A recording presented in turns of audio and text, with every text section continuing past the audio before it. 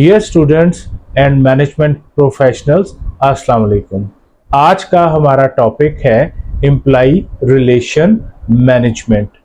Employ relation management को शुरू करने से पहले मैं आप सब स्टूडेंट्स को और प्रोफेशनल्स को क्लियर कर दूं कि कुछ लोग मिसअंडरस्टैंड कर जाते हैं एम्प्लॉय रिलेशन और इंडस्ट्रियल रिलेशन को, और वो समझते हैं कि ये एक ही चीज है। लेकिन याद रखें, employee relation management is separate और इंडस्ट्रियल रिलेशन जो है वो एक सेपरेट टॉपिक है। तो फिर एक दफा रिपीट कर दूं कि आज का हमारा टॉपिक है एम्प्लॉय रिलेशन मैनेजमेंट। जैसा कि वर्ड ही आपको डिफाइन कर रहा है कि ये रिलेशन मैनेजमेंट से डील करता है। अब रिलेशन मैनेजमेंट किस किस की रिलेशन मैनेजमेंट, तो याद रखें कि एम्प्लॉय एंड ऑर्गेनाइजेशन की रिलेशनशिप मैनेजमेंट और with in employees relationship management, और अगर मैं इसको एक और लफ्ज कहना चाहूं कि पॉजिटिव रिलेशनशिप अमंग एम्प्लॉय और employer is called relationship management. अच्छा, याद रखें कि first of all her company की कोशिश होती है कि जो उसके जो एम्प्लॉइज हैं वो हमेशा खुश रहें और एक पॉजिटिव एनवायरनमेंट कंपनी में प्रिवेल करे। क्यों? क्योंकि इससे ये होता है कि जॉब सेटिस्फेक्शन बढ़ती है, एम्प्लॉय की प्रोडक्टिविटी बढ़ती है, और इस तरह जो एम्प्लॉइज हैं वो ये फील करते हैं कि हम एक सेफ एनवायरनमेंट में काम कर रहे हैं।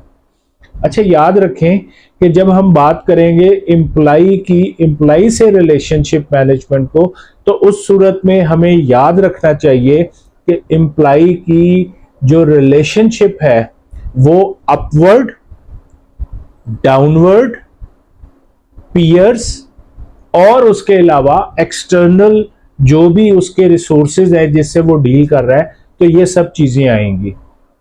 मैं फिर इनको थोड़ा सा कर देता हूं।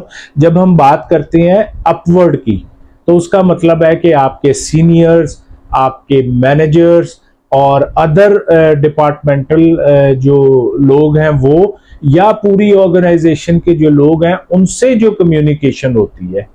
और जब हम बात करते हैं डाउनवर्ड, तो आपके सबऑर्डिनेट्स, आपके डायरेक्ट असिस्टेंट्स और अदर डिपार्टमेंट और ऑर्गेनाइजेशन के जो लोग हैं उनसे आपकी डाउनवर्ड कम्युनिकेशन या रिलेशनशिप कैसी है।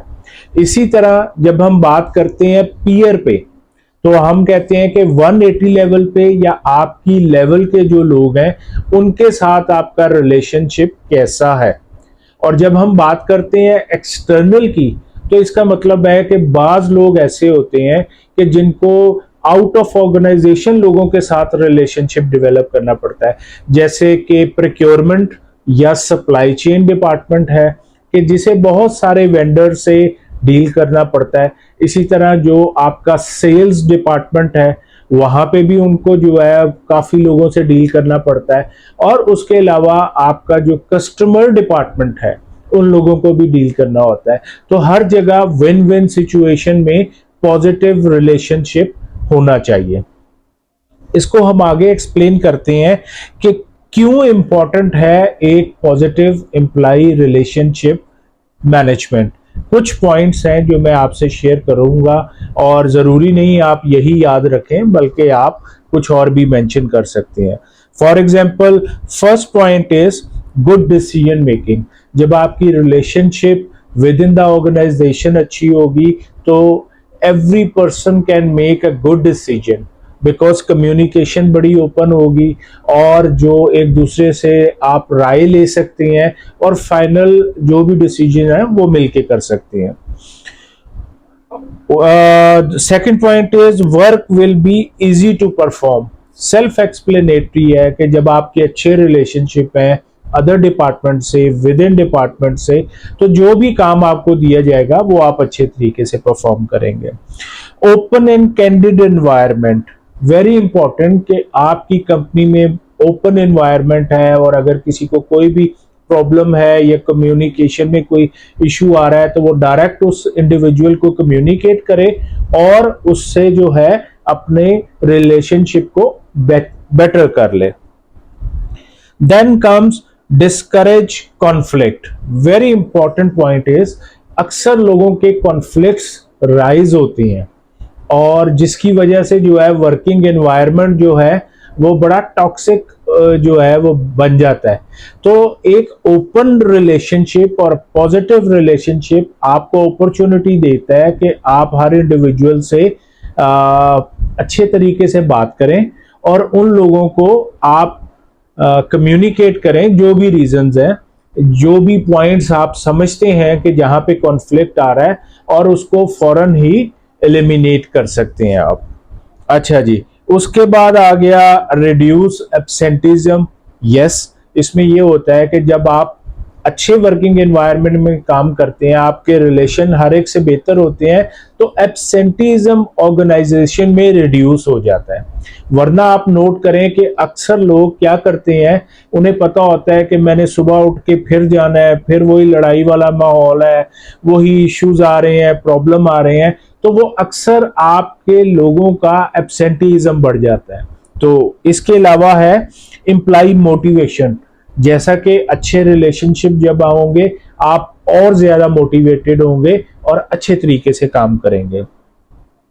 फेयर ट्रीटमेंट एक इंपॉर्टेंट चीज है अच्छे रिलेशनशिप के लिए, कि हर एम्प्लॉय को बेहतर तरीके से, अच्छे तरीके से, फेयर तरीके से ट्रीट किया जाए, ताकि एक गोल्डन रूल भी बल्कि मैं यहां पे ऐड करना चाहूंगा, treat the others the way like you to be treated. कि जैसा आप अपने आप को चाहते हैं कि मुझे ट्रीट किया जाए, तो इसी तरह आप दूसरे लोगों को भी ट्रीट करेंगे तो ये अच्छा होगा। तो ये तो आ गए इसके importance of employee relation management process. अब हम चलते हैं how to improve employee relation. अच्छा जी, या techniques for improvement of employee relation. दोनों सूत्रों में मैं कुछ चीजें आपसे शेयर करता हूं। इन्वॉल्वमेंट ऑफ एम्प्लॉय, याद रखें जो भी एक्टिविटीज हैं, जो भी काम है, उनमें आप एम्प्लॉयज को इन्वॉल्व करें। उसके बाद आता है जी नॉलेज शेयरिंग। जो भी इंफॉर्मेशन है, जो भी नॉलेज है, वो आप एक दूसरे से शेयर करें, ताकि लोगों को अंडरस्टैंडिंग हो, वो एक दूसरे को अंडरस्टैंड कर सकें और एक अच्छा रिलेशनशिप डेवलप हो। कलेक्टिव डिसीजन मेकिंग बहुत इंपॉर्टेंट है। जब आप लोगों से राय लेंगे, उनसे ऑप्शंस पूछेंगे और एक कलेक्टिव डिसीजन मेकिंग करेंगे, तो हर कोई उसमें खुश होगा कि मुझे इंपॉर्टेंस दी गई है।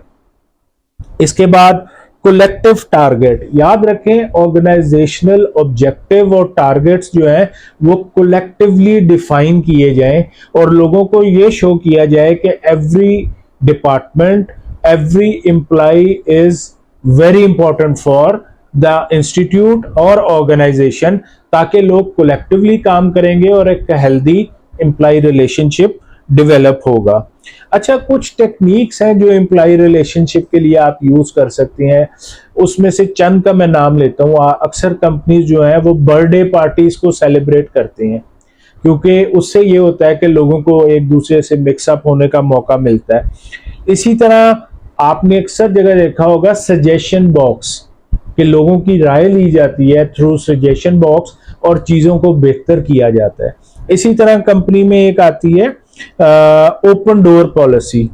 ओपन डोर पॉलिसी को थ्रू एचआर जो है इंप्लीमेंट किया जाता है और लोग उसको बड़ा हेल्पफुल समझते हैं एक अच्छे एम्प्लॉय रिलेशनशिप को डेवलप करने में। इसी तरह क्वालिटी सर्कल्स बनाए जाते हैं कंपनीज में, प्रॉब्लम सॉल्विंग टीम्स बनाई जाती हैं। और अगर मैं कुछ कहूं आपसे कि एम्प्लॉय ऑफ द मंथ एक प्रोग्राम है, जिससे कि क्या होता है कि लोगों को ये पता लगता है कि जो अच्छा परफॉर्म करेगा, प्रोडक्टिविटी होगी, तो उससे जो है वो एक हेल्दी इन्वायरमेंट और कंपटीशन भी डेवलप हो जाता है। इसके अलावा मैं आपको दो तीन चीजें और मेंशन करूंगा। आजकल जैसा कि ज्यादा से ज्यादा फीमेल वर्किंग एनवायरनमेंट में आ रहे हैं, तो उसके लिए सेक्सुअल हैरेसमेंट पॉलिसी जरूर इंप्लीमेंट करें।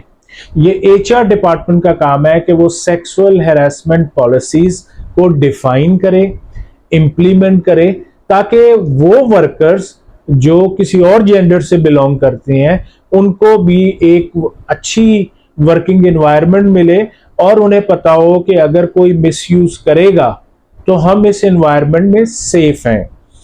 और लास्ट में दो चीजें मैं जरूर आपसे शेयर करूंगा कि जहां आप लोगों को मोटिवेट करने के लिए मुख्तलिफ प्रोग्राम्स बना रहे हैं, पेनल्टीज को भी डिफाइन करें और लोगों को वो ये जरूर कम्युनिकेट करें कि अगर कोई गलत काम करेगा, एनवायरनमेंट को नुकसान पहुंचाएगा या रिलेशनशिप को जो है नुकसान पहुंचाएगा तो उसको पेनल्टीज होंगी। और last but not the least कि जो अपीलिंग का प्रोसेस है या जो हम कहते हैं कि लोगों को राइट दें कि अगर कोई भी डिसीजन होने लगा है वो पॉजिटिव है या नेगेटिव है या किसी स्पेसिफिक इंडिविजुअल के या एम्प्लॉय के अगेंस्ट है, तो there should be an appealing right, ताकि ये पता लगे कि यहाँ सब लोगों को इक्वल अपॉर्चुनिटी मिली हुई है कि वो एक अच्छे तरीके से काम करें।